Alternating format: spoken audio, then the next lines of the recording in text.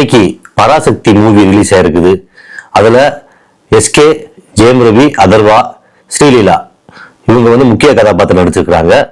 படத்தோட மைய கருத்து ஹிந்தி திணிப்புக்கு எதிராக 1967 நடந்த கதையை, அது ஒரு உண்மை சம்பவம். அந்த உண்மை சம்பவத்தை மையப்படுத்தி இந்த படம் எடுக்கப்பட்டிருக்குது. உண்மையிலே சொல்றேன், படத்தை பாக்குறப்ப நம்ம தமிழர்களா இருக்கிறப்ப எனக்கு ரொம்ப ரொம்ப பெருமையா இருந்துச்சு. ஏன்னா இந்த படம் அந்த அளவுக்கு ஒரு விஷயத்தை வலியுறுத்தி நம்மளுடைய குழந்தைகள் 2K கிட்ஸ் சொல்றாங்க, அவங்க இந்த படத்தை கட்டாயம் பார்க்கணும். ஏன் பார்க்கணும்னா, தமிழோட ஒரு ஆழமான ஒரு கருத்தை உள்ள வச்சிருக்கிறாங்க. அது என்னன்னா, ஹிந்தி நம்ம கத்துக்கிறது நல்லது. ஆனா நான் ஹிந்தி கத்துக்க மாட்டேன் சொல்லல. ஆனா தமிழே வேணாம்னு சொல்றீங்களே, அப்படிங்கிறதுக்காக தான் இந்த கதை நகருது. நம்ம ஹிந்தி கத்துக்கணும். நம்ம குழந்தைகளும் சரி, நம்ம வரக்கூடிய சந்ததிகள் எல்லாத்துக்குமே ஹிந்தி கத்துக்கணும். ஏன்னா தெரியணும், நமக்குன்னு ஒரு லாங்குவேஜ் அடிஷனல் தெரிஞ்சா நல்லது தானே.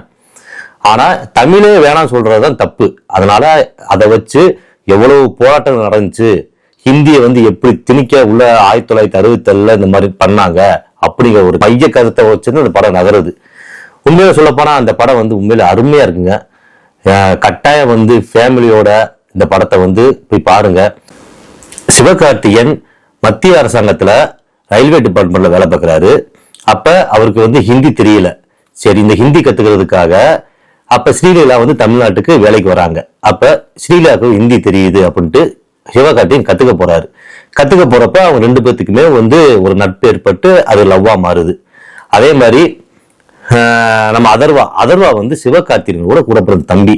அவர் ஃபர்ஸ்ட் இந்த ஹிந்திக்காக அவர் தான் இந்த போராட்டத்தை முன்னெடுத்து நடத்துறாரு. அதை சிவகார்த்திகேயன் தடுக்கிற மாதிரி ஒரு சீன்ஸ் நிறைய இருக்குது. ஆமத்துல எல்லாருமே சூப்பரா நடிச்சிருக்காங்க இந்த படத்தை. இந்த படத்தை இயக்குனர் சுதா கொங்காரா, அவங்க விஜயவாடாவை சேர்ந்தவங்க, அவங்களும் சரி நல்லபடியா படம் எடுத்திருக்காங்க. மத்திய அரசாங்கத்தை எதிர்த்து தான் நம்ம தமிழ்நாட்டுல நடந்த ஒரு உண்மை கதை. முழுக்க மத்திய அரசை எதிர்க்கிறாங்க. இந்த மத்திய அரசு மூலியமா உள்ளுக்குள்ள வரவர் தான் நம்ம ஜெயம் ரவி ஒரு போலீஸா உள்ளுக்குள்ள வராரு. அவர் ஒரு இந்த மாதிரி போராட்டத்தை தடுக்கிறதுக்காக வராரு.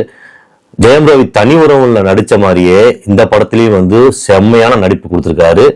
அதே மாதிரி எஸ்கேவும் அமரன் படத்துக்கு அப்புறம் இப்ப இந்த படம் அவருக்கு நல்ல மிகப்பெரிய வெற்றி அமைஞ்சிருக்குது. ஸ்ரீலீலா டான்ஸ் தான் நல்லா இருக்குன்னு பார்த்தா நடிப்புல செம்மையா பட்டை கிளப்பிருக்காங்க. படத்தோட கருத்து தான். படத்தை தயவு செய்து எல்லாருமே தியேட்டர்ல போய் பாருங்க. இப்ப இருக்கிற குழந்தைகள் தமிழை அவ்வளோக்கா கத்துக்கிறது இல்ல. ஆனா இந்த மாதிரி ஒரு படத்தை பார்த்தா தமிழுக்கு ஒரு வேல்யூ, அதை கத்துக்கலாம், அதை முழுசா புரிஞ்சுக்கலாம் அப்படின்னு எல்லாத்துக்கும் தோணும். அதனால ஃபேமிலியா போய் இந்த படத்தை தியேட்டர்ல பாருங்க. அவங்களுக்கும் தமிழை பத்தி கொஞ்சம் எடுத்து சொல்லுங்க. இது என்னோட தனிப்பட்ட கருத்து. கொஞ்சம் பார்த்து சப்ஸ்கிரைப் பண்ணி விடுங்க.